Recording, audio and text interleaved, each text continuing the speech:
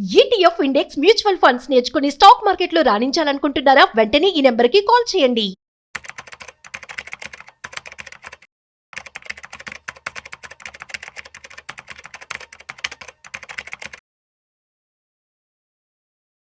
నమస్తే, welcome back to Suman TV. Present మనతో పాటు ఉన్నారు స్టాక్ మార్కెట్ అనలిస్ట్ సుందరామరెడ్డి గారు. నమస్తే సార్. నమస్తే మ్యామ్.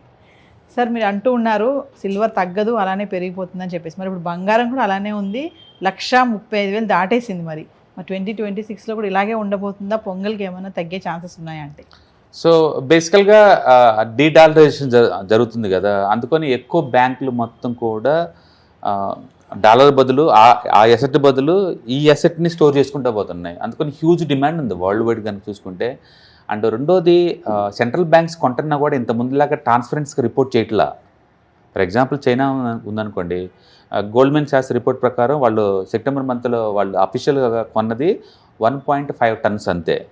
బట్ రిపోర్ట్ చేయకుండా కొన్నది 12 టన్నులు. అంటే ఒక్కొక్కళ్ళు 10x దాచుకుని మరీ కొంటున్నారు. అంత హ్యూజ్ డిమాండ్ వస్తుంది వరల్డ్ వైడ్గా దానికి. అందుకని సెంట్రల్ బ్యాంక్స్ నుంచి కావచ్చు, ఇటు పబ్లిక్ దగ్గర నుంచి కావచ్చు, ఇన్వెస్ట్ నుంచి కావచ్చు, అండ్ అబ్నార్మల్ డిమాండ్ నడుస్తుంది. అందుకని మొదటి నుంచి మనం అంటూనే ఉన్నాం, సైకిల్ మారింది అండ్ గోల్డ్ అనేది ఇప్పుడు నుంచి యాక్టివ్ అసెట్ లాగా ఉంది అనేది. అందుకని మెజారిటీ సెంట్రల్ బ్యాంక్స్ అన్నీ కూడా వాళ్ళ దగ్గర రిజర్వ్ ఉన్న మనీ మొత్తాన్ని గోల్డ్ రూపంలో స్టోర్ చేసుకుంటూ పోతున్నారు. ఎందుకంటే వాళ్ళు క్లియర్గా అర్థమవుతుంది లాస్ట్ 4 years 5 years నుంచి గోల్డ్లో కనుక స్టోర్ చేస్తే వాళ్ళకి అసెట్ వాల్యూ 12 to 15% పెరుగుతుంది. డాలర్లో కనుక స్టోర్ చేస్తే ఈ సంవత్సరం 80% లాస్ అయింది. ఈ సంవత్సరం జనవరిలో డాలర్ DYX ఇండెక్స్ అయితే 107 దగ్గర ఉంది, ఇప్పుడు లైవ్లో 98 దగ్గర ఉంది. అంటే డాలర్ డ్రాప్ అవుతుంది. డాలర్ డ్రాప్ అవుతున్నప్పుడు డాలర్ని ఫ్రీజ్ అవుతున్న భయంతో కూడా ఉంచుకోవట్లేదు. ఎందుకంటే రష్యాని ఫ్రీజ్ చేశారంటే ఆ ప్రపంచం మొత్తం మనకు ఒక రకమైన డౌట్ అనమాట, వీళ్ళు డాలర్ని వెపన్లాగా వాడుతున్నారు, రేపొద్దు మన అసెట్ కూడా ఫ్రీజ్ చేస్తే పరిస్థితి ఏందని. అందుకని ఎవ్వరు కూడా డాలర్ మీద నమ్మకం పోయింది అందరికీ. వాళ్ళందరూ కూడా సెంట్రల్ బ్యాంక్స్ డాలర్తో సంబంధం లేకుండా బిజినెస్ చేసుకుందాం అనే థాట్కి వస్తున్నారనమాట. అందుకని డీడాలరైజేషన్ బిగిన్ అయింది. ఇది అమెరికా వల్లే బిగిన్ అయింది, అమెరికా వల్లే ఎఫెక్ట్ అవుతుంది లాంగ్ టర్మ్ పాయింట్ ఆఫ్లో.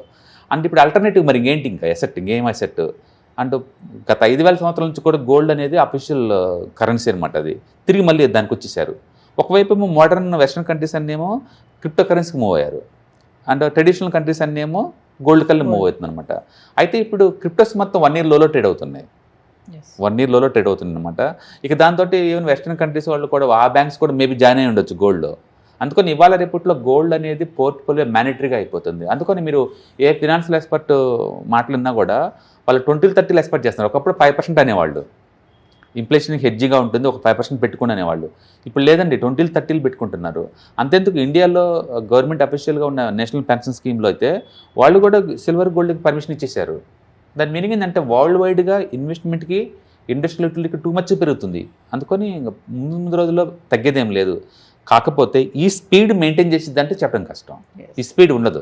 ఏ ఎసెట్ అయినా సరే ఒకటి బాగా పెరిగింది అనుకోండి, దానికి రెస్ట్ అవసరం అనమాట. అందుకని మీ ఎక్స్పెక్టేషన్ ఉంటే ఒక 10 to 12% అలా ఉంటే మనం కొనొచ్చేమో, కానీ ఈ స్పీడింగ్ ఇంతే కంటిన్యూ అవుతుంది నెక్స్ట్ ఇయర్ అని చెప్పలేదు. సిల్వర్ అయితే మాత్రం ఇంకా కంటిన్యూ ఛాన్స్ ఎక్కువ ఉంది. ఎందుకంటే ఇండస్ట్రియల్ డిమాండ్ టూ మచ్కి వస్తుంది. అటు సోలార్ ప్యానల్ కావచ్చు, ఈ ఆర్టిఫిషియల్ ఇంటెలిజెన్స్ మిషన్స్ వల్ల, ఎలక్ట్రానిక్స్ గూడ్స్ వల్ల ఉండొచ్చు. మొత్తానికైతే ఈ ఎలక్ట్రికల్ గూడ్స్ మ్యానుఫ్యాక్చరింగ్ పెరిగే కొద్దీ and silver usage industrial activity బాగా పెరుగుతుంది కాబట్టి అది కంటిన్యూ అయ్యే ఛాన్స్ ఎక్కువ ఉంది. ఏ వారం కావారం లేదు, ఇక్కడ ఆగిపోద్ది అనుకుంటూనే ఉన్నామా, అది పోతూనే ఉంది. వారం మారిందంటే 5% ప్లస్ కనపడతా ఉంది. అండ్ టూ మచ్ డిమాండ్, అందులో డౌట్ లేదు. ఏంటంటే గోల్డ్ చూసుకుంటే 130 లోనే ఫ్లక్చువేట్ అవుతుంది సార్, 35, 34, 36, అంతకంటే డౌన్ రావట్లేదు. మరి కొంతమంది 1,00,000 వరకు వచ్చి అయిపోద్దని చెప్తున్నారు. వస్తే గాడ్ గ్రేస్ బెటర్ అనమాట. ఎందుకంటే షాప్కి వెళ్ళి చూస్తే మనకు భయం వేస్తుంది. అందరూ ఇలా నిలబడిపోయి స్టాప్ అంతా లేదు, ఒక్క కస్టమర్స్ కూడా లేరు, ఒక్క గూడ్స్ కూడా అమ్మటం లేదు. చాలా పెయిన్గా ఉంది ఆ ఇండస్ట్రీ. నాకు తెలిసి నెక్స్ట్ 2-3 quarters చూసుకుంటే రిజల్ట్ వాళ్ళకి పెద్ద ఏం రావట్లేదు దానికి. అందుకని ఈ రేట్ల మీద కొనాలంటే ఎవరికైనా కొంచెం ఇదిగానే అనిపిస్తుంది. బట్ అదే టైంలో గుర్తుపెట్టుకోండి, ఇండియాలో గోల్డ్ ఇంపోర్ట్స్ ఆల్ టైమ్ హైలో ఉన్నాయి. ఇప్పుడు మనం ఇంపోర్ట్ చేసుకునే గోల్డ్ ఆల్మోస్ట్ 7 లక్షల కోట్ల వర్త్ గోల్డ్ మన వాళ్ళు కొంటున్నారంటే అది ఆయిల్ అండ్ గ్యాస్ లాగా. అంటే ఊహించుకోండి, టూ మచ్ కొంటున్నారు. యాక్చువల్ డాలర్ అంత రూపీ అంత వీక్ అవడానికి కారణం ఈ డాలర్ ఇంపోర్ట్స్, ఇది గోల్డ్ ఇంపోర్ట్సే. ఎందుకంటే ఆయిల్ అండ్ గ్యాస్ తప్పదు కాబట్టి మనం ఇంపోర్ట్ చేసుకుంటాం. అందులో మెజారిటీ 50% వరకు మనం రష్యా తోటి లేదా వేరే కంట్రీస్ తోటి లోకల్ కరెన్సీ టైప్స్ అయినాయి. అవి డాలర్ దాటి బయటే మనం ట్రేడ్ చేస్తున్నాం. బట్ స్టిల్ రూపాయి ఇంత వీక్ అవడానికి కారణం ఏంటంటే, ఒకటి FIIs ఇండియా నుంచి మనీ అంతా బయట తీసుకెళ్తున్నారు, అంటే లోపలికి రావట్లా. రెండోది మనోళ్ళు అమెరికాలో ఇన్వెస్ట్మెంట్స్ ఎక్కువైపోతున్నాయి, ఈ రూట్లో బయటకు వెళ్ళిపోతున్నాయి. అండ్ మూడోది గోల్డ్ ఇంపోర్ట్స్ ఎక్కువైపోతున్నాయి. ఈ మూడింటి వల్లే రూపీ అంతగా వీక్ అవుతుంది. అదర్వైజ్ ఎకానమీ వల్ల కాదు, ఎకానమీలో వచ్చిన వీక్నెస్ కాదు. చాలామంది డాలర్ స్ట్రాంగ్ అవుతుంది కాబట్టి మంది వీక్ అవుతుందేమో అనుకుంటున్నారు. లేదు, డాలర్ కూడా వీక్ అయింది ఈ సంవత్సరం, అది కూడా 8% దాకా వీక్ అయింది కదా. కాబట్టి డాలర్ ఇండెక్స్ వీక్ అవుతుంది, ఇండియన్ రూపీ వీక్ అవుతుంది అనమాట. ఎందుకు అంటే గోల్డ్ అనేది వన్ ఆఫ్ ది ఇంపోర్ట్స్ ఎక్కువ అవుతుంది కాబట్టి గోల్డ్ అనేది లాంగ్ టర్మ్ అసెట్ కాబట్టి అది ఎంత ఇంపోర్ట్స్ పెరిగినా సరే అది బెస్టే ఓవరాల్గా. అండ్ అందుకని ఓవరాల్గా గోల్డ్ అండ్ సిల్వర్ పాజిటివ్ వైబ్రేషన్తో ట్రేడ్ అవుతున్నాయి. And long term point of లో సస్టైన్ వెళ్ళి ముందు పోయే ఛాన్సే ఉంది.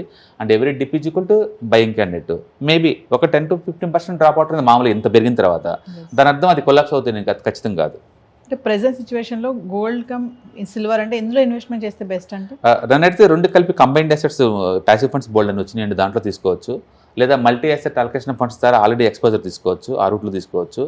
అండ్ ఈ రెండింటిలో కావాలి మీరు ఇన్వెస్ట్మెంట్ చేద్దాం అనుకుంటే కనుక ఎస్ఐపీలో చేసుకోండి. అండ్ 1 or 2 years టార్గెట్ పెట్టుకోండి, మరి 1 week 10 days అలా కాకుండా. బట్ చాలా స్పీడ్గా మూవ్ అవుతుంది, అందులో డౌట్ లేదు. ఎంత అంటే కొత్త పెట్టాలంటే భయం వేస్తుంది, అది మళ్ళీ ఇనుకుపోతే ఎంత స్పీడ్ పడిద్ది అంతగా పోతుంది అనమాట.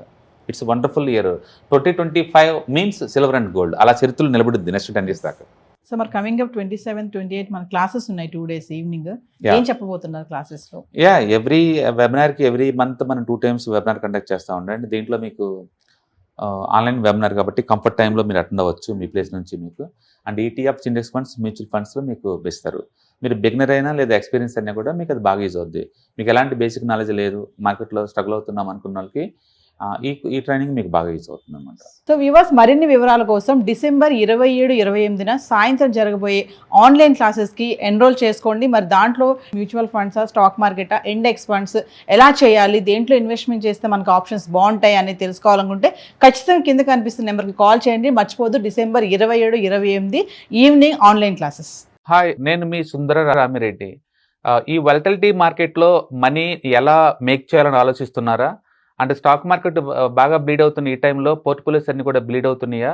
అండ్ ఈ వాలటిలిటీని ఎలా హ్యాండిల్ చేయాలి, లాంగ్ టర్మ్లో మంచి పోర్ట్ఫోలియో ఎలా బిల్డప్ చేయాలో ఆలోచిస్తున్నారా? అలాంటి వాళ్ళ కోసమే ఈ వెబినార్. రాబోయే ETFs, index funds and mutual funds వెబినార్లో పార్టిసిపేట్ చేయండి. మీ నాలెడ్జ్ పెంచుకొని రిస్క్ని మినిమైజ్ చేసుకోండి. స్టాక్ మార్కెట్లో ఉన్న ఇలాంటి వాలటిలిటీని ఎలా హ్యాండిల్ చేయాలో తెలుసుకోండి.